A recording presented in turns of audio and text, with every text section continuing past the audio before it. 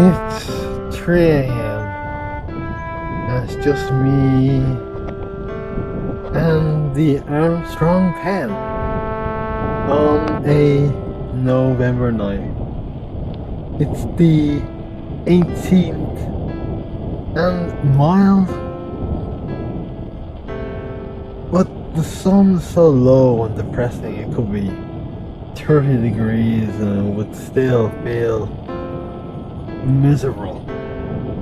I'm feeling my face and skin flakes off me, like the snow I'll never see again because of the global warming. I constantly scratch and sniff myself through winter, fighting cycling withdrawal, which is horrendous. I hope to get put through that mild madness I went through last December. I have a book ready for the anxiety if there it comes. Last year I sheltered in The Shining and things really got dark as I took my fear into it.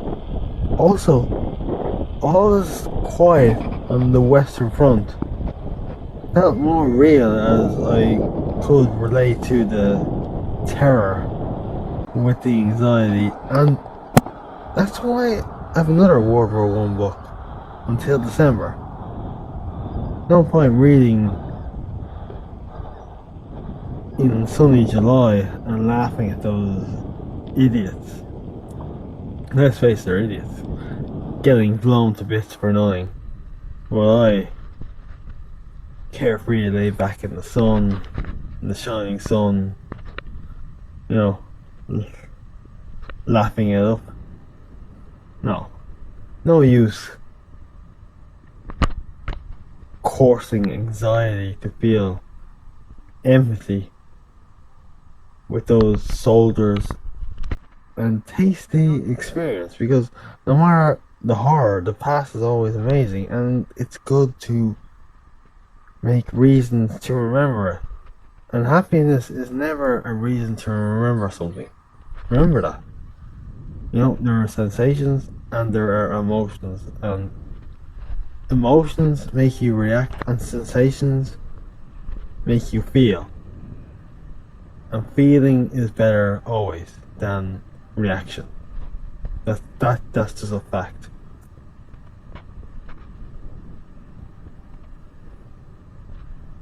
And I know that because emotions want to strike you. They make you react to a situation. They try and make you. That's what they try and do. It's a negative experience. It's not a real experience, because real experiences are sensations, and sensations are a sense of delight in life, whereas emotions try and tie you down into the moment. They try and force you into the point. So there's no use going there. There's no use just falling down to that. No, you don't want to be there. Life is sensations. Sensations are an embrace of the experience that is life, whereas emotions are things forcing you to make a reaction. And that's why there is no use coursing anxiety to feel empathy. But I already said that already. So I'll move on. And it's good to move on. It's always good to move on. There's no point lingering on a point. And remember, happiness is never a reason to remember something. The reason to remember something is, what was I doing that day, and why is that day now gone? Because all gone is every day. That's how every day is. The past is a shadow, it can't touch us. That was a great time when, in my memory, when my best friend Robo hung himself. No, of course. It wasn't, it was horrible, but over and strong emotions make that a memorable time. There are reactions, there are emotions, there are sensations. Emotions and sensations are together. Reactions are those pitiful points that you need to define yourself right there in that moment. I need to be there. Someone has struck me. I need to define myself here in this point. But being happy is not a strong emotion. You're just waiting to seek it out again. Like that panic I had on the beach in August 2017, and I felt it in the movie Duntor. After just seeing the movie, laying back on the rock, trying to get a grip, almost shaking, alcohol withdrawal was sleeping up on me. I didn't know at the time that was the cause though. And then I took to the library and drank port in the toilet and relaxed there with a book. Not in the toilet, so I relaxed with a book in the library. Now, in hindsight, I realised there was no chance of that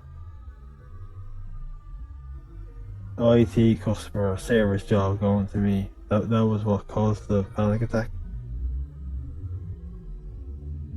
I thought the job pad had put me onto it was a different thing. I'm not going to edit this out. Most people edit this out. I'm not editing. No, I don't believe in editing. I don't believe in editing. A few weeks ago, Blind Boy was like, delete this post you've done on Facebook. I don't believe in deleting or editing. Editing and deleting, no, that's not me. Where was I? Yeah, the job pad thing. They had put me in. They had put me on a path. They put me in a possible path towards a job as an IT customer service thing with I don't know, some English company. No idea what. I have no idea. It's, what's it called? Some English company. What the fuck was the name of the English company? What the fuck were they called? They do calls. Converges, right? They refer. I have to do some. We have a test for you for converges. Now, my first day at job pad was like, what about converges? I made it clear to them. I told them like answer the phone. And they said, oh, what about converges? Because I had a bit of computing background or some bullshit. How about a job converges? So then something came up for a test for converges. And I, at the time, was losing my mind from alcohol withdrawal. I didn't know at the time. I was close to the DTs. And they were like, yeah, you got this test for converges. And I was like, I thought it's gonna be forced into this job because my brain was so fucked up at the time. Anyway, now in hindsight, I realize There was no chance of that IT customer service job going to me. But my brain starting to rot, which isn't right. No, it wasn't going rotten, as in being totally negative all the time. I was always thinking the worst.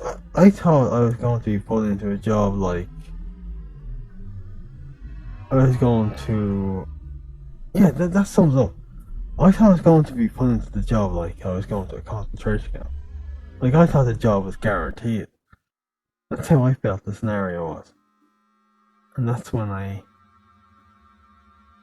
had the panic attack at the on the beach, and then I went into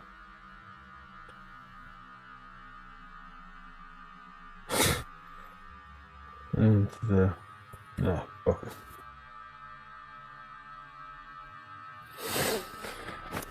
Doesn't matter. Yeah, I was down the beach. I was down the beach after. I went down to the beach after the job pat thing. And I started having a panic attack. Because from the alcohol abuse, my anxiety levels had gone through the roof. This is July 2017. And I lay back on the rock. Yeah, I remember I lay back on the rock. I saw that character in the movie Dunkirk where he just loses his mind and he just runs into the sea, and that was me. I was like, oh fuck. And I had the bottle of port in the bag, yep. I had the bottle of port in the bag as I had the panic attack. Feeling like my life was done, I'm going to be forced onto this job of Converges. Answer the phone. Of course, there's no chance. They would never hire me. In hindsight now, I know they would never. There's no chance they would hire me for that job. I'm a fucking incompetent loser, negligent fuck up. Everything I touch turns to shit. They would never hire me for that shit. I cannot talk over the phone. They gave me that job and the whole fucking VT never would collapse. I'd make some error and the whole thing would fucking blow up. I don't know. It would be a disaster. I'd answer the phone and give direct to somebody and you change the settings and that would wreck the central computer or something and the whole fucking network and everything would go down or some bullshit. That's what would happen if they hired me. They're not going to hire me. But at the time, my brain, because of the alcohol, it was so warped. But anyway, I left the beach. I went into the library, took out a bottle of port and started swagging away. And the anxiety dismissed. Then I went back into the library and I read my book. It was a very, very strange time in my life.